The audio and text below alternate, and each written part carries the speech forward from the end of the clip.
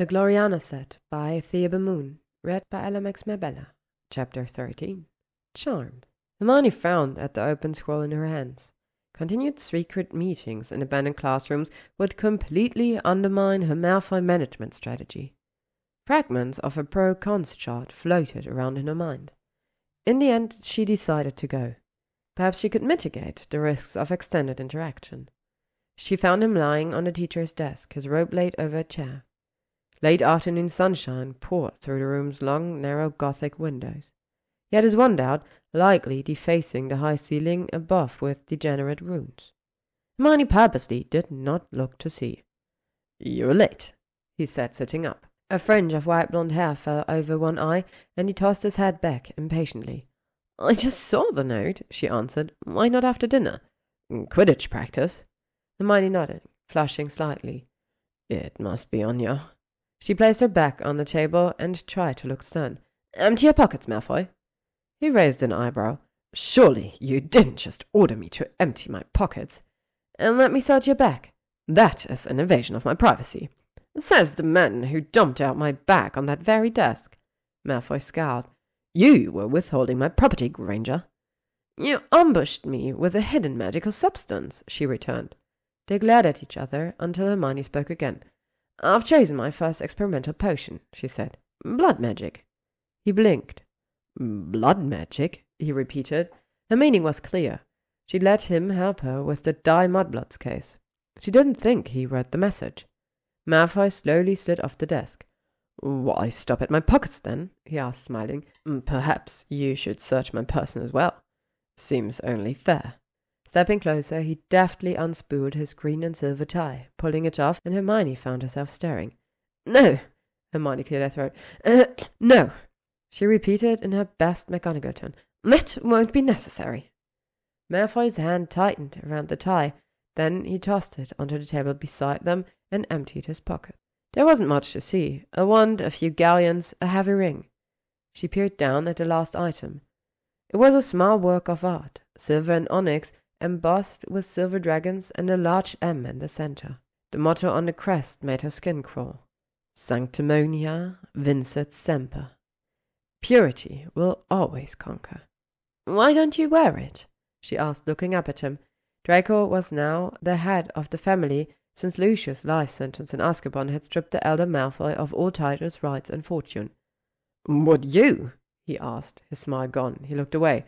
"Would you bear that name if you didn't have to?" "No," Hermione said. She stepped to the right so she could see his eyes again. "Will you ever wear it?"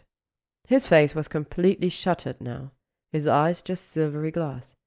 "One day," he said coolly, "one day that name will mean something again."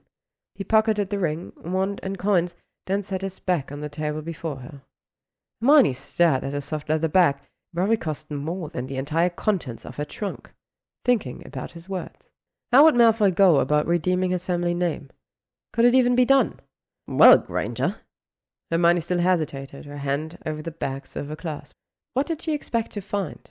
Evil talismans? Wizard porn? No, she had to do this.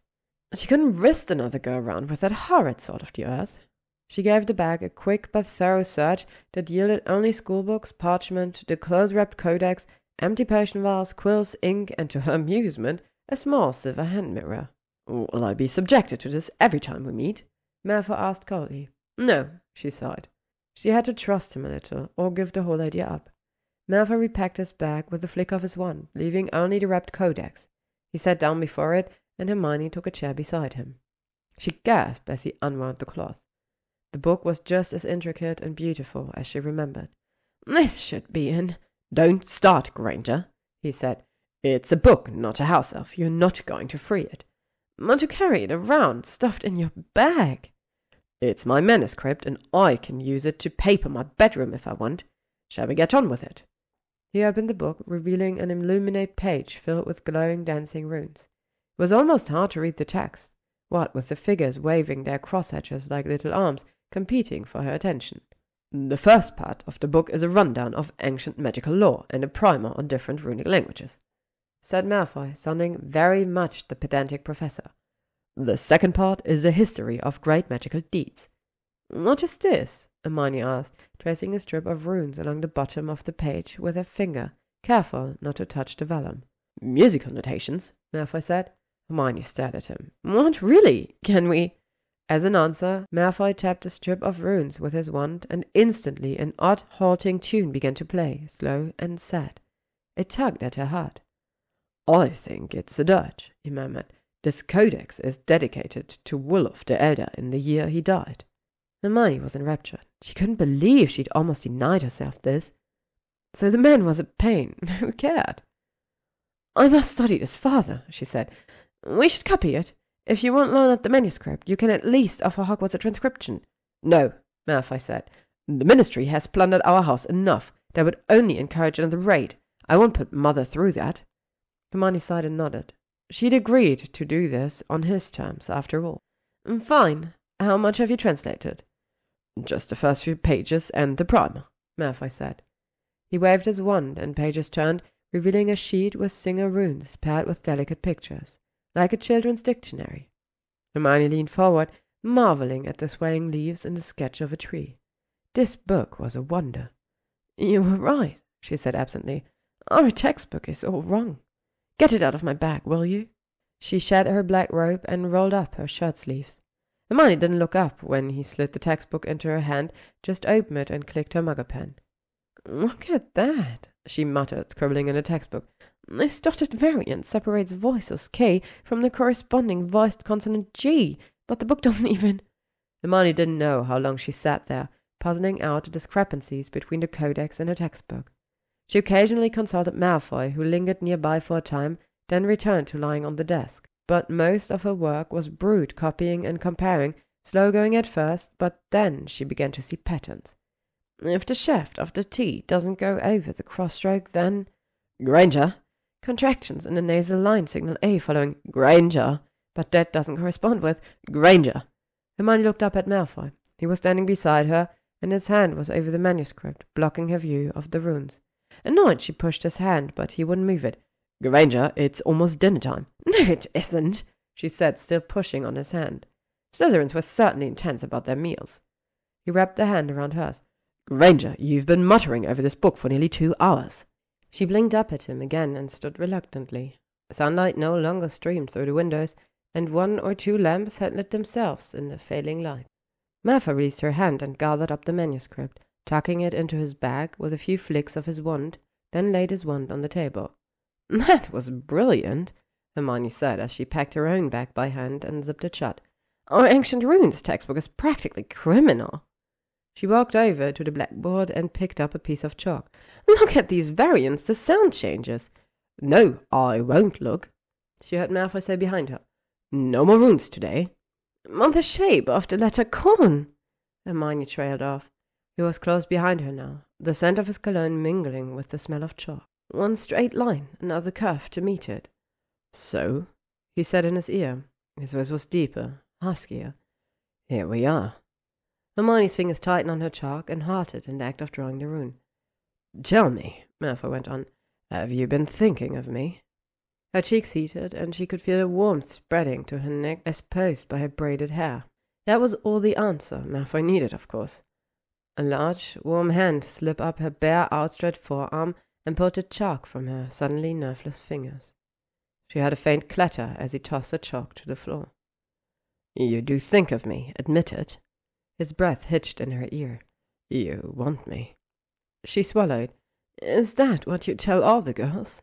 "Only the ones who want me." Malfoy's voice was gently mocking. Hermione pulled her arm away and turned to face him, sharp words at the ready. Big mistake. Malfoy had unbuttoned the top buttons of his shirt after shedding his tie, revealing the long, pale column of his throat. His gaze was hypnotic, unblinking, like a snake's before striking. Hermione froze. Malfoy lay his hands lightly on her throat, rough palms against her paws. "You can't help yourself, Hermione. There's no shame in it." She was breathing him in, enchanted by his voice, his scent, his body so close, but the word shame dropped into her mind like a pebble into a pond. Of course there's no shame. A person can't help how she feels, only how she acts on it. The thought sent ripples through the pseudo-magical spell he was casting, and she drew back further against the blackboard. Her mind, slightly dulled by 2 hours of runes, struggled to catch up with her body. She felt all the weight of Malfoy's personality bearing down on hers. "I know what you want," he whispered, his lips inches from hers. "No," she heard herself say, her voice a bit breathy. "You know what you want, Malfoy. You hope I want the same." Malfoy looked smug. "I know you want the same." His lips brushed the side of her jaw, his hand settled at the curves of her waist. He kissed the pulse at her throat, a light pressure of tongue and teeth, while his other hand left her throat to trail over her hip and drift lower, teasing. Hermione's head fell back against the board, her eyelids suddenly heavy. "It's just us here," he murmured in her ear. "Nobody else has to know." Hermione realized one of her legs was curving slightly round his. She pulled it back and stiffened her posture. "No, Malfoy," she said, breaking free and stepping away from the blackboard. "You don't know how I feel." "Oh, but I do," he said, smiling. Hermione shook her head like a dog shakes of water. Then she refocused on Malfoy, whose smile had slipped a bit. "Well, this has been fun," she said brightly. She pulled out her wand and summoned her bag and robe to her left arm. "Dinner time!" Malfoy put his hand on her wand arm. "You don't want to go," he said. "What is wrong with you, Malfoy?" she asked, fully alert now. "Get your hand off me." "This hand?" he asked, running light fingers along her arm towards her wand. "Enough." Hermione stepped back and raised her wand. "I don't know what Slytherins are too used to, Malfoy, but I don't like being told what I feel, what I think, and what I need." Malfoy's eyes widened. His own wand was still on the table, out of reach. Hermione was glaring now. "Was this your plan?" she asked. "To lure me here with your pretty manuscript and then bully me into kissing you?" Her temper flared. "Is that the only way you can get laid these days?" His face darkened. "Watch that mouth of yours, Granger." "Apparently you watch it enough for both of us," she snapped. Her wand was at his throat now. "Is this your famous Slytherin sex god technique? Needs work." Malfoy raised his hand, palms out. "All right, now put the wand down." "Turn around and face the wall," she said. "Granger, Turn the fuck around, Malfoy, or I swear I'll petrify you again, and it won't go easy this time." He pulled a long, suffering face and turned to face the wall. "If you would only—" Hermione didn't wait to hear the rest. She slammed out of the classroom door and into the shattered hallway, tripping over rubble, not pausing until she reached the third-floor stairs. Students scattered before her as she stomped up to Gryffindor Tower, one still clenched in her fist. "Happy hippogriffs!" she snarled at the fat lady. Ginny was curled up on her bed reading when Hermione burst into their room, throwing her back down. "What happened to you?" Ginny asked. "Malfoy happened," Hermione said, tossing her wand on her desk. "Malfoy, really?" Ginny eyed her shrewdly. "Did he try something?" Hermione collapsed on the room's small sofa, heart still pounding from nerves, and her sprint up to Gryffindor Tower. "It wasn't what he did, Ginny," she said slowly, trying to find the words. "It was the way he did it. Like he knew all my thoughts and feelings, and nothing I said mattered." Crookshanks hopped into her lap, and she petted him. "I've been an idiot," she sighed. "Stop that," Ginny said, scrambling off the bed and sitting next to her. "I was so mad I almost hexed him again." Ginny's eyebrows shot up. "Again?" "I petrified him last week," Hermione confessed. "He was, walking toward me." "So you petrified him?" "Just a little," Hermione sighed. "And just now we were, studying, and he started crowding me, saying he knew what I wanted, what I felt." "Was he using like a Lamency on you, do you think?" "No, I don't think so. Just this great big Malfoy ego run amok." "Was he?" Ginny cleared her throat. "And was he wrong?" Hermione sighed. "No, not entirely. I thought I actually knew him. Isn't that ridiculous? A week and a day back at school, and I think I know Draco Malfoy." Her hand clenched on Crookshank's fur, and the cat yowled in protest. "Sorry, Crookie." "But you didn't hex him this time." Ginny wanted to be clear on that. "No, wish I'd slapped him, though," Hermione grumbled. "Another crack to the face from me would do the man nothing but good." Ginny grinned. It was a little ridiculous, really. Hermione crossed her eyes. He was all like, "You know you want me," she crooned, mimicking Malfoy's voice. "Honestly?" Ginny laughed outright. A tapping at the window caught their attention, and Hermione looked to see a large eagle owl fluttering outside. She moved towards her desk, picking up her wand to vanish the pane, then pulled a scroll off its leg. The owl hooted in a superior way and flew off. "Who's it from?" Ginny asked. "Malfoy," Hermione said, restoring the glass with a wave of her wand. The parchment was bound and marked with a familiar green ribbon and rune. "You recognize his notes? What have you two been doing?" Ginny demanded. Hermione didn't answer, just tossed the unopened scroll into the air and pointed her wand at it. "Incendio!" The scroll burned up and vanished in smoke. Ginny nodded. "What now?" "Nothing," Hermione said tiredly, pulling a book out of her bag. "I have to study." "What about dinner?" Hermione shook her head, although she was a bit hungry already, having skipped lunch. "I'll visit the kitchen and get your plate for you," Ginny said. "I'll say you're not feeling well." After Ginny left, Hermione took a long shower to calm her nerves and crawled into her bed with her homework, trying to lose herself in her transfiguration essay. She worked steadily through her assignments until Ginny returned. "Here you are," Ginny said, pulling paper boxes out of her book bag. "A nice shepherd's pie, still warm, and an apple turnover, and this." She placed a bottle into Hermione's hand.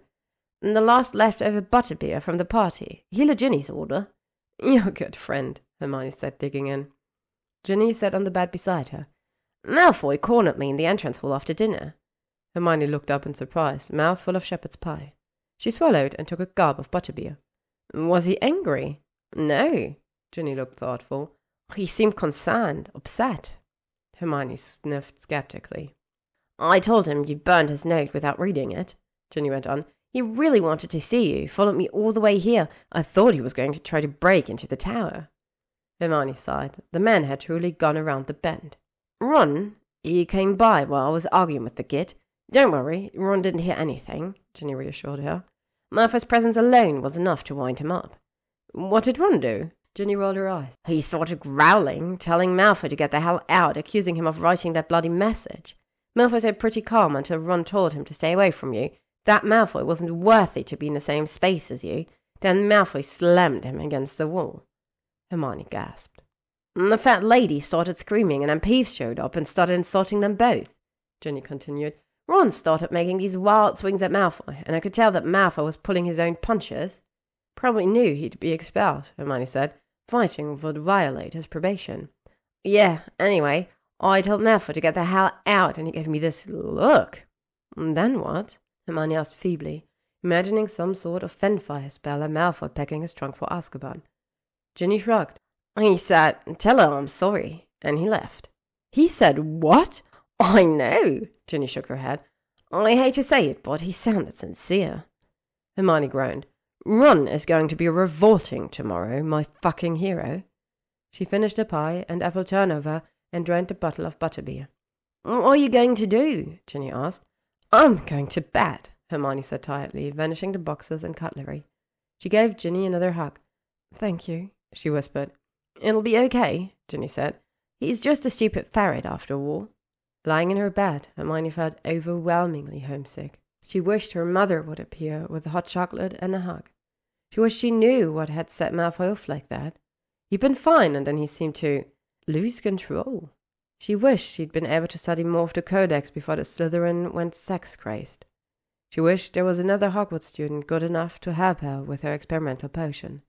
Most of all, she wished she could feel that burning anger again, rather than the sick feeling that she'd lost some kind of friend. Stupid! Finally, she drifted off to sleep, dreaming of eagle owls laden with apple turnovers and ancient runic manuscripts burning in a giant bonfire. Chapter endnotes. Brace yourself. It gets worse. To be continued. Thank you for listening to The Gloriana Set by ThebeMoon, read by Alomax Mabella. If you would like to stay up to date on upcoming chapters and stories, you can follow me on AO3, YouTube, or Spotify.